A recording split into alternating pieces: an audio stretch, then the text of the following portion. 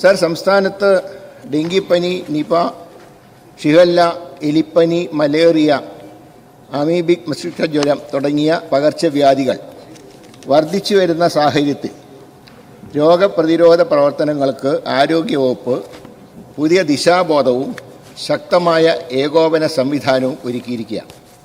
രോഗം വന്നതിന് ശേഷം ചികിത്സിക്കുക എന്നുള്ളതിനേക്കാൾ ഉപരി രോഗം വരാതിരിക്കാനുള്ള മുൻകരുതലുകൾ ശക്തിപ്പെടുത്തുക എന്നതാണ് സർക്കാരിൻ്റെ പ്രധാന സമീപനം.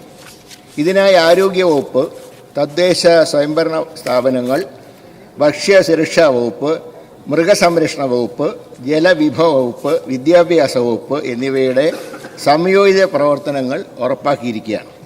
പകർച്ചവ്യാധി നിയന്ത്രണത്തിൻ്റെ ഭാഗമായി രോഗനിരീക്ഷണ സംവിധാനം കൂടുതൽ ശക്തിപ്പെടുത്തിയിട്ടുണ്ട്. നിപ പോലുള്ള ഗുരുതരമായ രോഗങ്ങളുടെ സാഹചര്യത്തിൽ രോഗിയുടെ സമ്പർക്ക പട്ടിക തയ്യാറാക്കി ഉയർന്ന അപകട സാധ്യതയുള്ളവരെ പ്രത്യേകം നിരീക്ഷിക്കുകയും രോഗലക്ഷണങ്ങൾ പ്രകടിപ്പിക്കുന്നവരുടെ സാമ്പിളുകൾ പരിശോധനയ്ക്ക് വിധേയമാക്കുകയും ചെയ്യുന്നു. ജില്ലാ കൺട്രോൾ റൂമുകൾ മുഖേന പ്രതിദിന നിരീക്ഷണവും മാനസിക ആരോഗ്യ പിന്തുണയും ഉറപ്പാക്കുന്നു. രോഗവ്യാപനം ഉണ്ടാവാതിരിക്കാൻ ആശുപത്രി തലത്തിലും സമൂഹതലത്തിലും ശക്തമായ പ്രതിരോധ നടപടികൾ സ്വീകരിച്ചു വരുന്നു.